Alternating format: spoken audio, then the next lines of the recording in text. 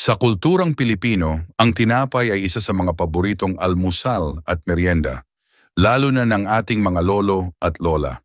Mula sa tahimik na umagang may kasamang kapeng barako hanggang sa hapon na may tsaa o salabat, laging may puwang ang tinapay sa ating hapagkainan.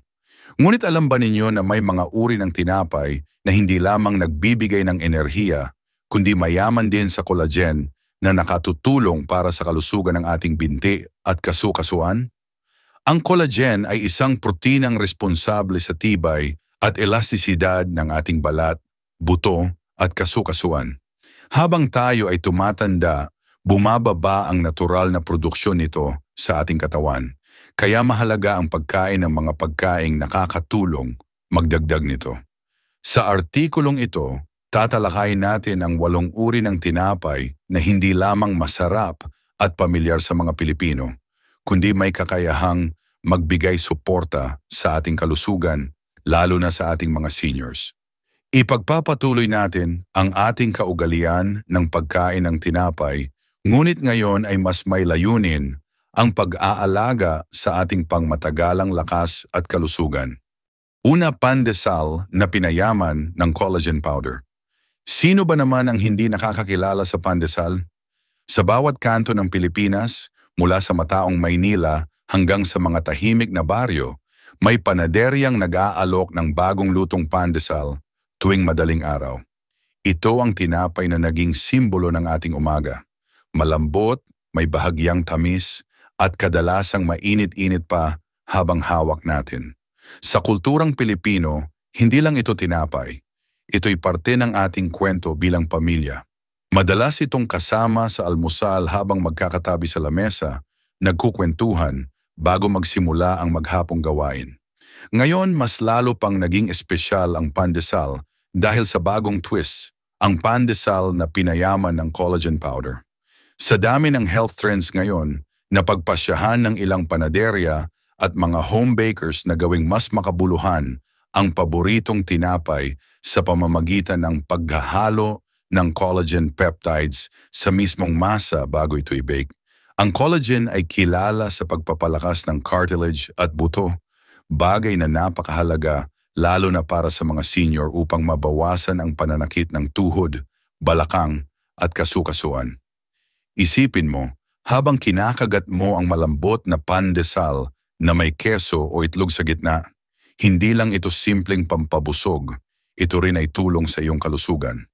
Para sa mga lolo't lola na mahilig mag-almusal kasama ang apo, isang magandang paraan ito para alagaan ang sarili habang patuloy na nakikibahagi sa kasiyahan ng pamilya. Sa mga Pilipino, ang pagkain ay laging may kasamang pagmamahal at malasakit, at ang ganitong klase ng pandesal ay parang yakap ng init sa katawan, masarap, nakakatulong sa kalusugan at puno ng alaala. Sa bawat kagat, dama mo ang pagsasama ng tradisyon at modernong nutrisyon. Kung dati, ang pandesal ay simpleng kasabay ng kape, ngayon ito'y maituturing na tinapay na may misyon. Ang misyon na manatiling malakas, masigla at masaya habang tinatamasa ang bawat umaga. Pangalawa, ensaymada na may collagen-rich milk at butter. Ang ensaymada ay isa sa mga paboritong tinapay ng mga Pilipino. Malambot, mabango, at laging may kasamang alaala ng pamilya at kasiyahan. Sa tuwing Kapaskuhan, pista, o kahit simpleng merienda sa hapon, laging may lugar ang ensaymada sa hapagkainan. Sa ibabaw nito ay ang makinis na mantikilya at matamis na keso na kumakapit sa dila. Ngunit alam mo bang maaari rin itong gawing mas pampalusog gamit ang collagen-rich milk at butter? Sa ilang bayan sa Batangas, Pampanga at Bulacan, may mga panaderyang gumagamit ng gatas mula sa mga pasture-fed cows. Sariwa, mas malasa at natural na mas mataas ang collagen content. Ang collagen mula sa protina ng gatas at butter ay nakatutulong sa pagpapalakas ng kasukasuan at buto, bagay na mahalaga lalo na para sa mga senior na nais manatiling maliksi at masigla. Isipin mo, isang kagat ng malambot na ensaymada habang iniinom ang mainit na tsokolate o kape sa gilid ng bintana. At sa labas ay maririnig ang huni ng mga batang naglalaro, tila bumabalik tayo sa kabataan. Para sa ating mga nakatatanda, bawat piraso ay hindi lang lasa ng nakaraan kundi paalala na pwede nating pagsamahin ang sariling kaligayahan at kalusugan. Kung dati ang ensaymada ay itinuturing na pang-dessert lamang, ngayon ay maaari na itong maging nutritious treat.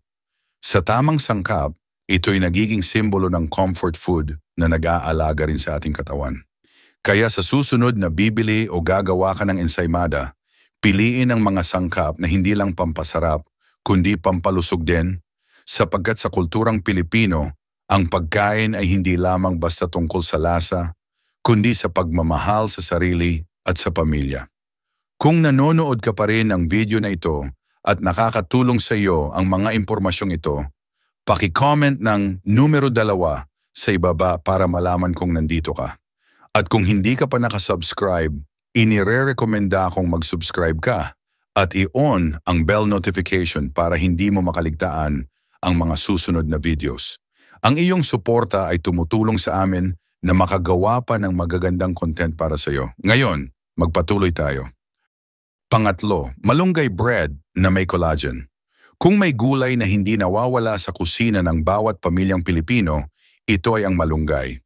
Mula sa tinola ni nanay hanggang sa ginisang munggo ni lola, at ngayon pati na rin sa malunggay bread ng paborito nating panaderya, tunay na bahagi na ito ng ating pang-araw-araw na buhay. Sa mga nakalipas na taon, mas lalo itong sumikat dahil sa dami ng benepisyong hatid nito sa kalusugan, lalo na kung pinagsama pa sa collagen powder. Ang malunggay ay likas na mayaman sa vitamin C, isang mahalagang sangkap sa paggawa ng collagen sa ating katawan. Kapag isinama pa ito sa collagen supplement, mas tumitindi ang epekto para mapanatiling matibay ang ating mga kasukasuan, malusog ang balat at masigla ang pangangatawan.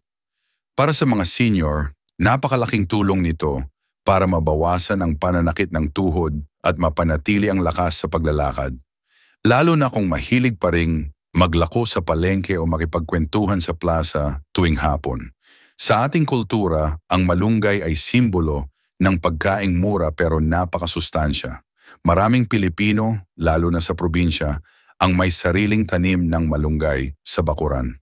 Madalas kapag may sobra, ibinabahagi pa ito sa kapitbahay, isang simpleng gawain na nagpapakita ng bayanihan at malasakit sa isa't isa.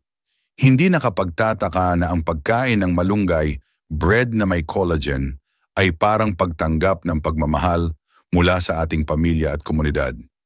Isipin mo na lang, umaga, bagong gising, at amoy na amoy mo ang bagong lutong malunggay bread mula sa panaderya sa kanto. Kasama ang mainit na kape o tsokolate, bawat kagat ay hindi lang masarap, puno rin ng sustansya. Para kang binabalikan sa alaala ng kabataan kung saan simpleng tinapay at kwentuhan sa kapitbahay ay sapat na para sumaya ang umaga. Kaya't kung nais mong alagaan ang iyong kalusugan habang tinatamasa ang lasa ng pagkaing tunay na Pilipino, subukan ng malunggay bread na may collagen.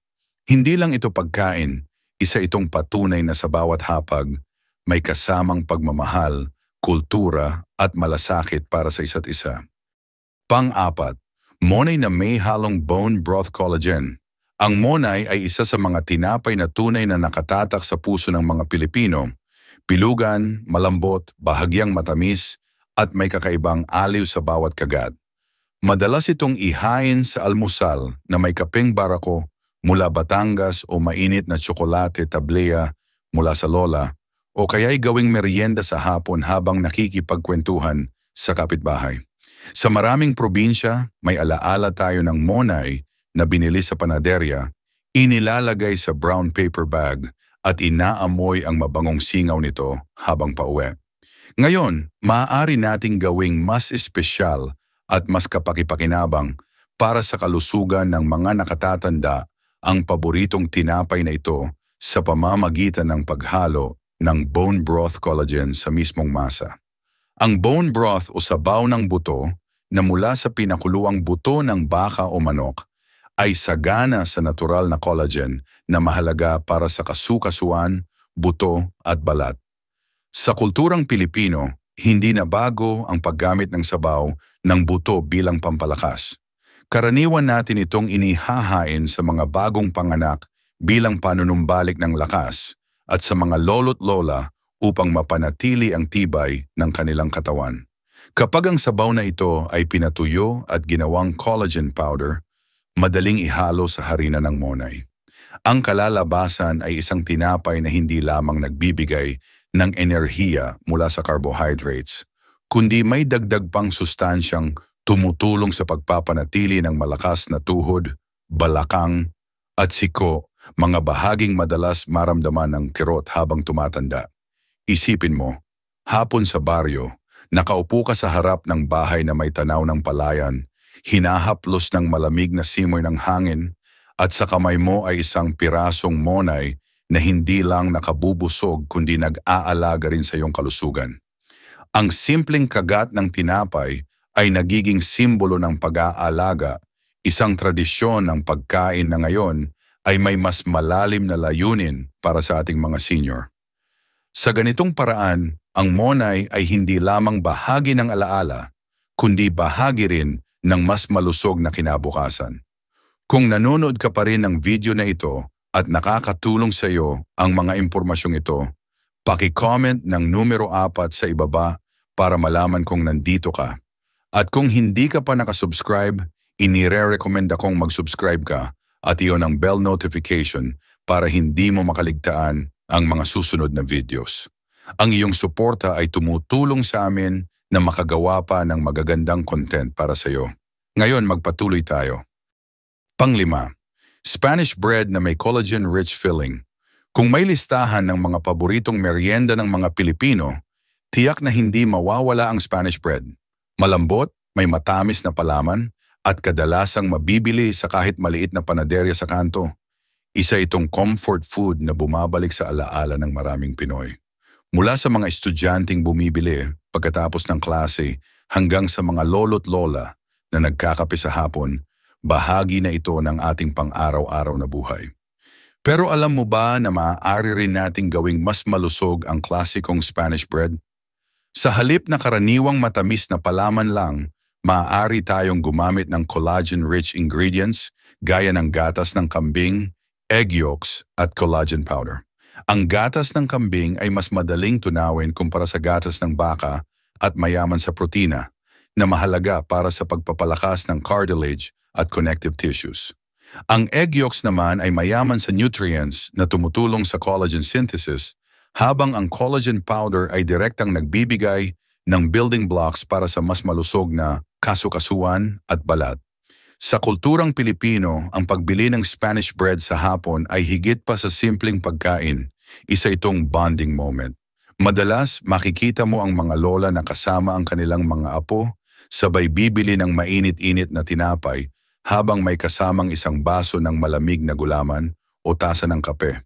Ang simpleng lakad papuntang panaderya ay nagiging paraan para magkwentuhan, magkumustahan at magbahagi ng tawa.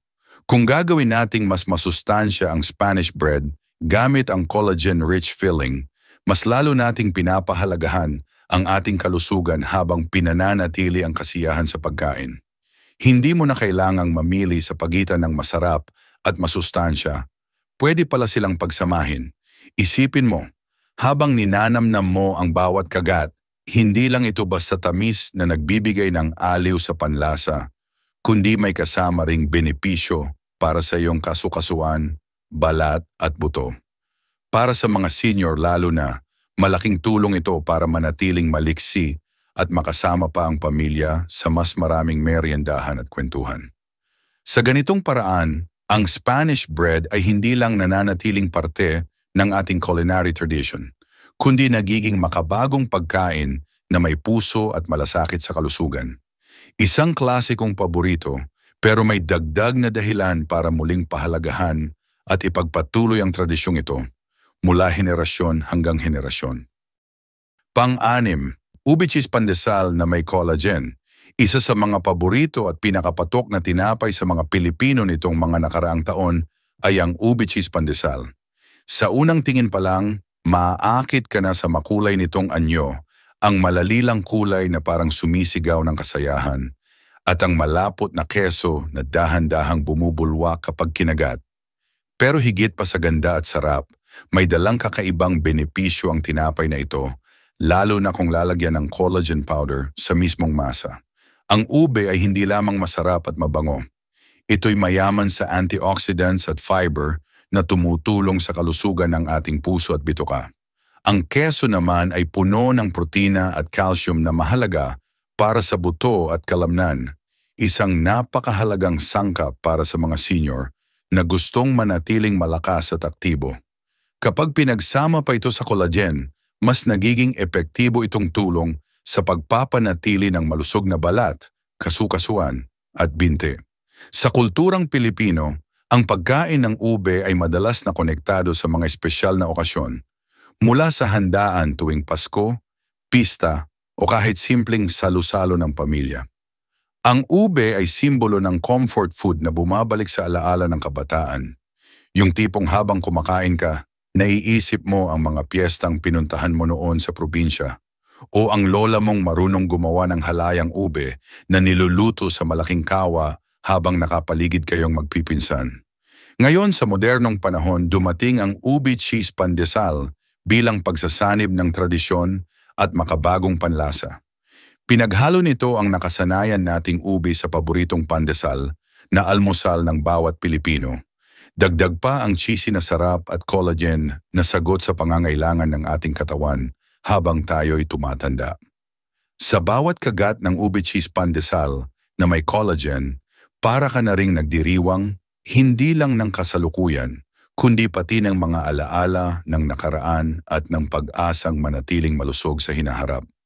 Isa itong patunay na ang pagkain ay hindi lang para mabusog, kundi para magbigay ng ligaya, magbalik ng alaala, at magdagdag ng lakas para sa mas mahaba at mas masiglang buhay. Kung nanonood ka pa rin ng video na ito at nakakatulong sa iyo ang mga impormasyong ito, paki-comment ng numero 6 sa ibaba para malaman kung nandito ka. At kung hindi ka pa nakasubscribe, inire-recommenda kong mag-subscribe ka at i-on ang bell notification para hindi mo makaligtaan ang mga susunod na videos. Ang iyong suporta ay tumutulong sa amin na makagawa pa ng magagandang content para sa iyo. Ngayon, magpatuloy tayo. Pang-7, wheat bread na may chia seeds at marine collagen. Ang whole wheat bread ay isa sa mga mas pinipiling tinapay ng mga health-conscious na Pilipino at lalo na itong mahalaga para sa ating mga senior. Hindi lang ito basta modernong alternatibo sa puting tinapay, ito ay isang mas masustansyang pagpipilian na kayang sumabay sa pang-araw-araw na gawain ng isang aktibong Pinoy. Ang paggamit ng whole wheat flour ay nagbibigay ng mas mataas na fiber na tumutulong sa maayos na digestion at sa pagkontrol ng blood sugar, mahalaga lalo na para sa mga may diabetes o mataas ang asukal. Kapag dinagdagan pa ito ng chia seeds at marine collagen, nagiging tunay na powerhouse food ito. Ang chia seeds ay kilala sa pagiging mayaman sa omega-3 fatty acids at antioxidants, mga sangkap na tumutulong sa pagpapababa ng pamamaga ng kasukasuan. Samantala, ang marine collagen naman ay mabilis masipsip ng katawan at tumutulong sa pagpapatibay ng ating mga binti, tuhod at buto, isang malaking tulong para sa mga senior na gustong manatiling maliksi. Sa kultura nating Pilipino, ang pagkain ng wheat bread ay kadalasang nakikita bilang modernong estilo ng pamumuhay, pero pwede natin itong gawing mas bagay sa ating panlasa. Sa halip na laging palaman ay peanut butter o palaman na sobrang tamis, maaari natin itong lagyan ng keso, itlog na nilaga o kahit ginisang gulay para dagdag protina at sustansya. Sa mga umagang malamig at mahamog, masarap itong i-partner sa mainit na kapeng barako o salabat, isang simpleng agahan na puno ng nutrisyon at Pinoy comfort. Isipin mo, bawat kagat ng tinapay na ito ay hindi lang basta pagkain, ito ay hakbang patungo sa mas matatag na kalusugan. Para sa mga senior na mahilig maglakad papunta sa palengke, mag-jogging sa plaza, o sumama sa umagang Zumba sa barangay covered court, malaking tulong ang ganitong uri ng tinapay para manatiling matatag ang katawan. Kahit simpleng gawaing bahay tulad ng pagwawalis sa bakuran o pagdidilig ng halaman ay nagiging mas magaan kapag mas malusog ang iyong kasukasuan. Sa huli, ang wheat bread na may chia seeds at marine collagen ay hindi lang pagkain, ito ay pamumuhunan sa kalusugan. Sa bawat piraso, binibigyan natin ang ating katawan ng lakas na kailangan para makasabay sa mga gawain, para makasama pa ang pamilya sa maraming masayang alaala. Dahil sa kulturang Pilipino, ang kalusugan ay yaman at ang yaman ay dapat alagaan para sa mas mahaba at mas makulay na buhay. Pangwalo, pandesal na gawa sa cassava flour at collagen. Ang cassava o kamoteng kahoy ay isang mahalagang bahagi ng lutuing Pilipino, lalo na sa mga probinsya. Ginagawa itong suman, nilaga o minatamis, ngunit maaari rin itong gawing harina at gamitin para sa paggawa ng tinapay gaya ng pandesal. Kapag ang cassava flour ay hinaluan ng collagen powder, makakagawa tayo ng gluten-free na tinapay na mas ligtas para sa mga seniors na may gluten sensitivity. Ang cassava ay may natural na starch na nagbibigay ng enerhiya at fiber, habang ang collagen ay nagpapatibay sa kasukasuan at buto. Sa mga rural areas, karaniwan na ang pagtatanim ng cassava sa bakuran at ang paggamit nito bilang pangunahing sangkap sa pagkain. Kaya naman ang paggawa ng cassava pandesal ay hindi lamang makakatulong sa kalusugan, kundi sa pagpapanatili ng tradisyonal na pagkaing Pilipino. Isipin mo na lang, almusal na galing mismo sa ani ng sariling bakuran, masustansya at masarap. Pangwakas na kaisipan, sa bawat kagat ng tinapay, may kasamang kwento ng ating kultura at pamilya.